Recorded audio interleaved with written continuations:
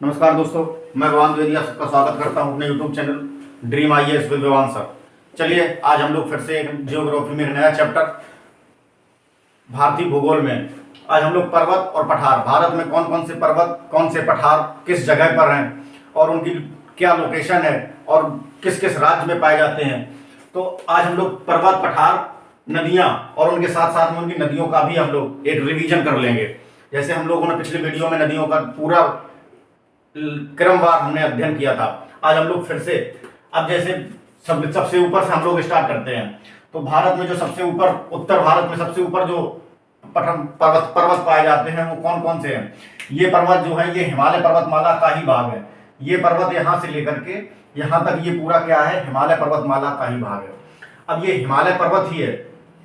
हिमालय पर्वत समानांतर रूप से, समानांतर क्या होता है, क्षैतिज रूप में। तो क्षैतिज रूप में हिमालय पर्वत कितने भागों में हमने आपको बताया था, तो चार भागों में विभाजित था।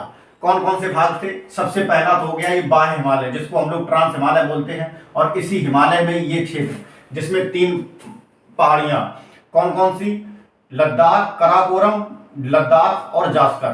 काराकोरम, लद्दाख और जास्कर, ये 3 पहाड़ियां पाई जाती हैं और ये जम्मू कश्मीर में पाई जाती हैं।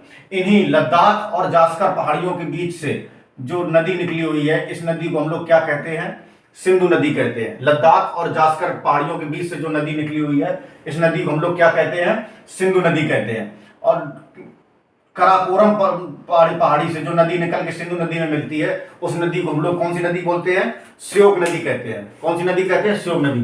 तो ये हो गया हमारे हिमालय पर्वत के जो 4 भागों में हमने विभाजित किया, उसका पहला भाग जो सबसे ऊपरी बाह्य हिमालय हो गया। ये हिमालय से पहले का क्षेत्र है या पहाड़ी है, क्योंकि ये जो क्षेत्र है ये यूरेशियन प्लेट से लगा हुआ क्षेत्र है। कौन कौन सी पहाड़ियां यूरेशियन प्लेट से संबंधित है, तो ये पहाड़ियां संबंधित हैं। कौन कौन सी, काराकोरम, लद्दाख और जास्कर पहाड़ियां। इसके नीचे की जो पहाड़ियां होती हैं, ये पहाड़ियां हिमालय के मुख्य भाग अर्थात दीर्घ हिमालय की हैं। दीर्घ हिमालय सबसे पहले देखो, सबसे पहला भाग हो गया बाह्य हिमालय, उसके बाद दीर्घ हिमालय, उसके बाद लघु हिमालय या मध्य हिमालय, और उसके बाद हो गया शिवालिक। कौन सा हो गया, शिवालिक। और शिवालिक ही उत्तर प्रदेश के जो मैदानी इलाका है, इस भाग से लगी हुई कौन सी पहाड़ियां होती हैं, शिवालिक पहाड़ियां होती हैं। तो ये 4 भागों में विभाजित होता है। अब ये तो समानांतर रूप से विभाजित हो गया। अब अगर हम इसको ऐसे रूप में, देशांतर रूप में, खड़े रूप में अगर हम लोग इसको विभाजित करेंगे, तो ये कितने भागों में विभाजित हो जाएगा, 4 भागों में। 1, 2, 3 और 4। इस एरिया को 4 भागों में विभाजित करते हैं। तो सबसे पहला जो एरिया कहलाएगा, हमने ये वाला एरिया क्या कहलाएगा, कश्मीर हिमालय। कौन सा हिमालय कहलाएगा, कश्मीर हिमालय। और उसके बाद दूसरा जो एरिया कहलाएगा, ये कौन सा कहलाएगा, कुमायूं हिमालय। कौन सा हिमालय, कुमायूं हिमालय। उसके बाद तीसरा एरिया जो कहलाएगा, ये क्या कहलाएगा, तीसरा एरिया कहलाएगा नेपाल हिमालय, क्योंकि इसका जो ये भाग है ये नेपाल में है। इसके बाद चौथा जो एरिया कहलाएगा, ये कौन सा कहलाएगा, ये असम हिमालय कहलाता है। अब देखो, जो कश्मीर हिमालय होता है ये कहां से कहां तक है, ये कहां से कहां तक है, ये सिंधु नदी से, ये कौन सी नदी है, सिंधु नदी से लेकर के, और ये कौन सी नदी गई है, ये सतलज नदी गई हुई है। ये सतलज नदी है और ये सिंधु नदी। तो सिंधु से लेकर के सतलज तक के क्षेत्र को हिमालय का वह क्षेत्र जो सिंधु से सतलज के बीच में आता है, उसको हम लोग कहते हैं कश्मीर हिमालय।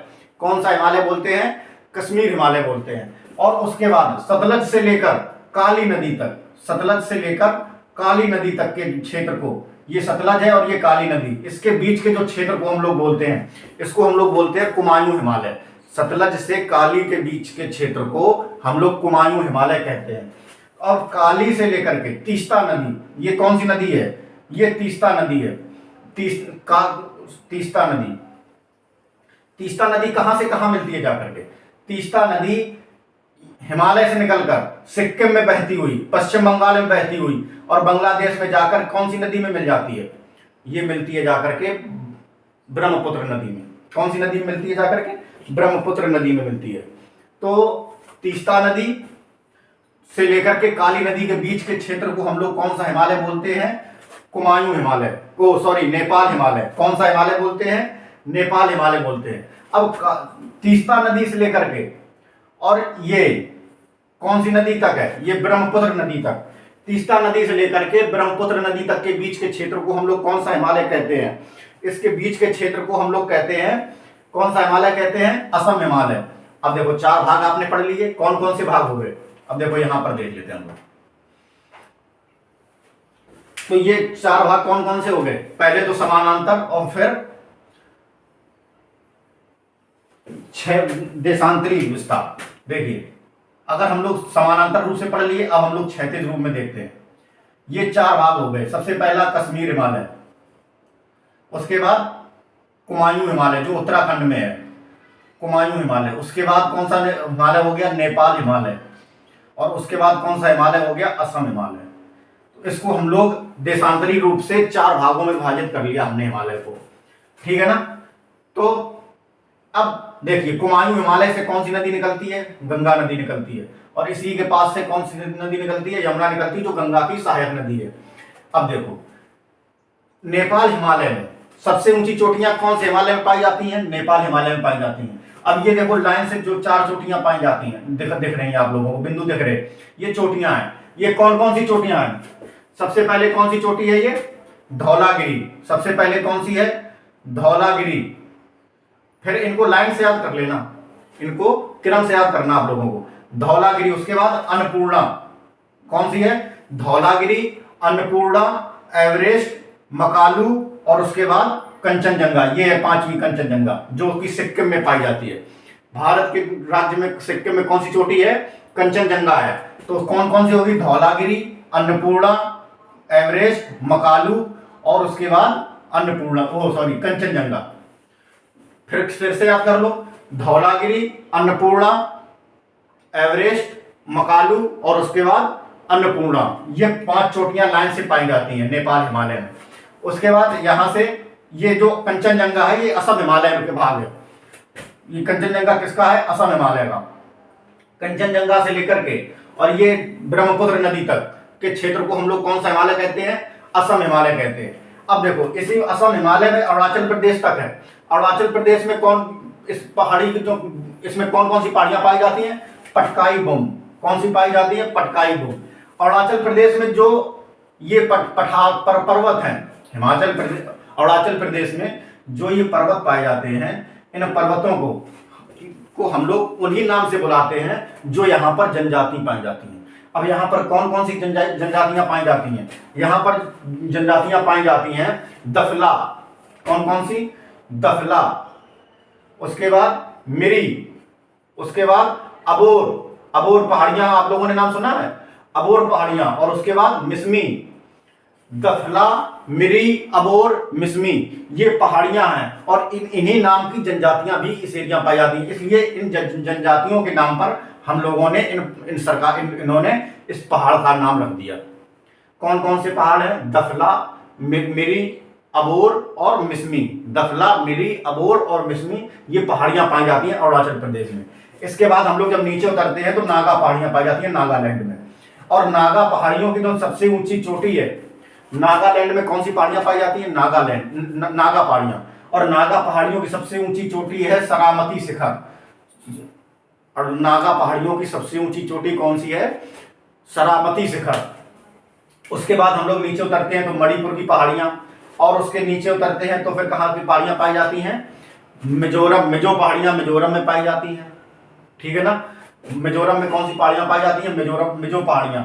और उसके फिर और ऊपर बढ़े तो फिर यहाँ पर मेघालय में कौन सी पहाड़ियां पाई जाती हैं? गारो खासी जयंतियां। मेघालय में कौन सी पहाड़ियां पाई जाती हैं? गारो खासी जयंतियां। इनके बारे में शायद आप लोगों ने सुना भी होगा। जैसे गारो पहाड़ियों में कौन सा जगह है? चेरापूंजी, जिसपे सबसे अधिक वर्षा जो मासेमराम मेघालय में है वो इसी पर है। तो और शिलांग पठार मेघालय कौन से राज्य में है? मेघालय में है। अब देखो, लेकिन ध्यान रखना यहाँ पर कि जो ये पहाड़ियां हैं ये हिमालय का भाग नहीं है। हिमालय का भाग केवल यहाँ से यहाँ तक नीचे गया है और ये नीचे अंडमान निकोबार तक गया है। लेकिन असम में जो रेंगमा और मिकिर पहाड़ियां पाई जाती हैं ये हिमालय का भाग नहीं है। गारो खासी जयंतियां मेघालय में जो पहाड़ियां पाई जाती हैं ये असम का भाग नहीं है, हिमालय का भाग नहीं है। अब अगर ये हिमालय का भाग नहीं है तो फिर ये बीच में आई कहां से? ये भाग है छोटा नागपुर पठार का। किसका भाग है? छोटा नागपुर पठार का। असल में ये हुआ ये है कि छोटा नागपुर पठार का जो पहाड़ियां हैं ये एक समय में ऐसे थी और इसी का जो ये भाग था ये निकला हुआ भाग था। लेकिन मालदा गैप, जिसको हम लोग बोलते हैं ये बांग्लादेश वाला क्षेत्र, बांग्लादेश क्या हुआ, बीच में इसमें धंस गया। तो धसान के कारण क्या हुआ कि ये पहाड़ियां अलग हो गई और ये पहाड़ियां अलग हो गई। ये कौन सी पहाड़ियां हैं? इसका जो मुंह जैसा निकला हुआ है ये है राजमहल की पहाड़ियां। कौन सी पहाड़ियां हैं? राजमहल की पहाड़ियां। तो राजमहल की पहाड़ियां में ये मेघालय की पहाड़ियां, गारो खासी जयंतियां और रेंगमा और बिकर पहाड़ियां असम की पहाड़ियां, ये एक ही पहाड़ी का क्षेत्र है। कौन सी पहाड़ी का क्षेत्र है? एक ही पहाड़ी का क्षेत्र है, छोटा नागपुर पठार का। छोटा नागपुर जो पठार है इसी का क्षेत्र है, राजमहल पहाड़ियों का ही एक हिस्सा यहाँ पर गया है। बीच में चूंकि ये मालदा गैप जिसको हम लोग बोलते हैं बांग्लादेश वाला क्षेत्र, ये धसान के कारण नीचे हो गया है और यहाँ पर किसी भी पहाड़ी का, बल्कि ये एक ऐसा समतल एरिया बन गया है। ठीक है ना? तो अब आप लोगों ने ये भी देख लिया उत्तर पूर्वी भारत में, उत्तर भारत में कौन कौन सी पहाड़ियां पाई जाती हैं। अब हम लोग देखते हैं दक्षिण भारत में, नीचे की तरफ आते हुए। दक्षिण भारत, चूंकि देखो ये एरिया है जो दक्षिण भारत का है, ये एरिया क्या है, ये आप लोग महाद्वीपीय विस्थापन सिद्धांत जो हमने बताया एक वीडियो में, आप लोग वहां पर जाकर देख सकते हैं कि जो ये भारत का मूल रूप है वो ऐसा है। ये भारत का मूल रूप है। भारत प्राचीन काल में गोंडवाना लैंड का एक हिस्सा था। किसका हिस्सा था? गोंडवाना लैंड का, अर्थात ये अफ्रीका से जुड़ा हुआ था। अफ्रीका, ऑस्ट्रेलिया, ये सारे महाद्वीप, दक्षिणी अमेरिका महाद्वीप और भारत, ये सारा एरिया एक ही था और ये गोंडवाना लैंड का हिस्सा था। किसका हिस्सा था? गोंडवाना लैंड का हिस्सा था। फिर लाखों करोड़ों वर्ष में ये सारे एरिया एक दूसरे से अलग होने लगे, जिसको हम लोग प्लेट विवर्तनिकी सिद्धांत कहते हैं।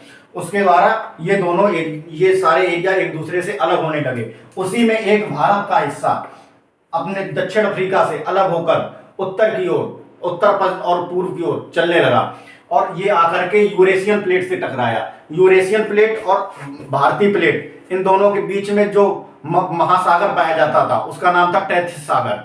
क्या नाम था? टैथिस सागर। चूंकि इन दोनों पठारों से नदियों ने मिट्टी और बालू ला कर उस सागर में जमा किया, तो उससे क्या हो गया, वहां पर चट्टानों का निर्माण होने लगा और वो चट्टानें इतनी ज्यादा वजनदार होने लगी कि वो एरिया नीचे धंसने लगा। एरिया नीचे धंसने के कारण ये जो दोनों एरिया थे वो आपस में टकराने लगे।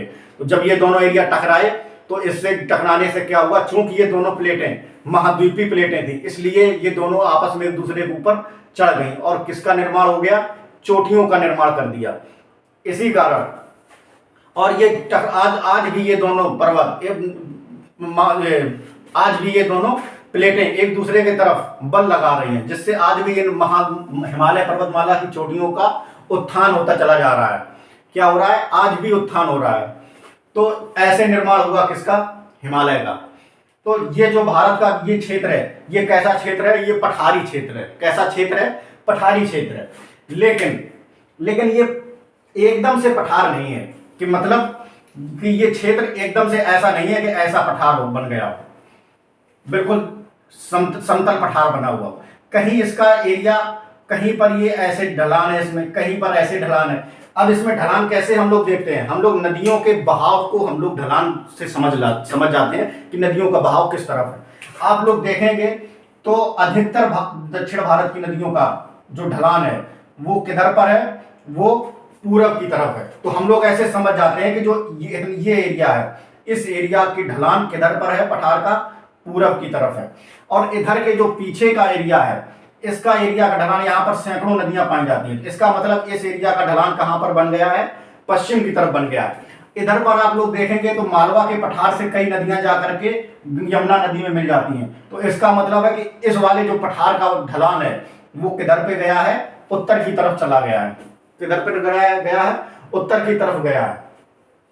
देखो ये है मालवा का पठार। मालवा के पठार से कौन कौन सी नदियां? ये है चंबल, काली सिंध, बेतवा, ये तीन नदियां और केन। ये नदियां कहां से निकलती हैं? मालवा के पठार से निकल करके यमुना नदी में मिलती है। चंबल नदी जो है वो इटावा के पास यमुना नदी में मिलती है जाकर के, और यमुना इलाहाबाद के पास जाकर के गंगा में मिल जाती है। अब आप लोगों के लिए क्वेश्चन ये है कि गंगा नदी भारत के कितने राज्यों से बहती है? गंगा नदी भारत के कितने राज्यों से बहती है? जल्दी जल्दी से आंसर दो। गंगा नदी भारत के 5 राज्यों से बहती है। कौन कौन से राज्य हैं? गिनो एक साथ। उत्तराखंड, उसके बाद आती है जब मैदानी इलाका में तो उत्तर प्रदेश में, फिर उसके बाद बिहार में, उसके बाद झारखंड और उसके बाद पश्चिम बंगाल। इन 5 राज्यों से बहती हुई उसके बाद जाकर के किस देश में घुस जाती है? ये जाती है बांग्लादेश में। और बांग्लादेश में गंगा नदी को क्या कहते हैं? पद्मा कहते हैं। लेकिन यही पद्मा जब बराक नदी से मिल जाती है, ब्रह्मपुत्र नदी और बराक नदी से मिलने के बाद इसकी संयुक्त धारा को हम लोग कहते हैं मेघना, और मेघना नदी जाकर के बंगाल के खाड़ी में अपना जल गिराती है। तो ये तो था गंगा नदी का इतिहास। अब इधर पे देखो, राजस्थान में कौन सी ये पर्वतमाला है? ये पर्वतमाला है अरावली पर्वतमाला। ये किसका भाग है? ये वाला भाग है। किसका है? प्रायद्वीपीय पठार का ये वाला भाग जो आपको अंगूठे की तरह उठा हुआ दिख रहा है, ये यही वाला भाग है। कौन सा भाग है? ये है अरावली पर्वतमाला, ये प्रायद्वीपीय पठार का भाग है। तो अरावली पर्वतमाला की सबसे ऊंची चोटी कौन सी है? गुरु शिखर, जो कि राजस्थान में माउंट आबू के पास पाई जाती है। अरावली पर्वतमाला की सबसे ऊंची चोटी गुरु शिखर है, जो कि राजस्थान में माउंट आबू के पास पाई जाती है। क्वेश्चन आता है गोरन घाट दर्रा किसको किससे अलग अलग करता है? तो गोरन घाट दर्रा माउंट आबू को किससे अलग करता है? गुरु शिखर से। माउंट आबू को गुरु शिखर से कौन सा दर्रा अलग करता है? गोरन घाट दर्रा। ध्यान रखना। अब ये जो अरावली पर्वत श्रेणी है, ये कहां से कहां तक है? अरावली पर्वत श्रेणी गुजरात के पालनपुर से लेकर के, गुजरात के पालनपुर से कहां तक है? ये है दिल्ली तक। अरावली पर्वत श्रेणी गुजरात के पालनपुर से दिल्ली तक फैली हुई है। ठीक है ना। उसके नीचे कौन सा पठार है? मालवा का पठार। और मालवा के पठार के जस्ट नीचे कौन सी पर्वत श्रेणी दिखाई पड़ रही है आपको? ये पर्वत श्रेणी है विंध्यन पर्वत श्रेणी। कौन सी श्रेणी है? विंध्यन पर्वत श्रेणी। ये भी गुजरात से लेकर के कहां तक है? बिहार के सासाराम तक। विंध्यन पर्वत श्रेणी का विस्तार कहां से है? बिहार से, गुजरात से लेकर के बिहार के सासाराम तक, बिहार तक है। कौन सी विंध्यन श्रेणी? पर्वत श्रेणी, विंध्यन पर्वत श्रेणी। विंध्यन पर्वत श्रेणी के जस्ट नीचे कौन सी पर्वत श्रेणी है? सतपुड़ा पर्वत श्रेणी। कौन सी श्रेणी है? सतपुड़ा पर्वत श्रेणी। ये कौन सी है? ये है सतपुड़ा, सतपुड़ा पर्वत श्रेणी। इसी पर्वत श्रेणी के पास से, इसके नीचे से ताप्ती नदी और इसके ऊपर से नर्मदा नदी। नर्मदा नदी कहां से निकलती है? मध्य प्रदेश के अमरकंटक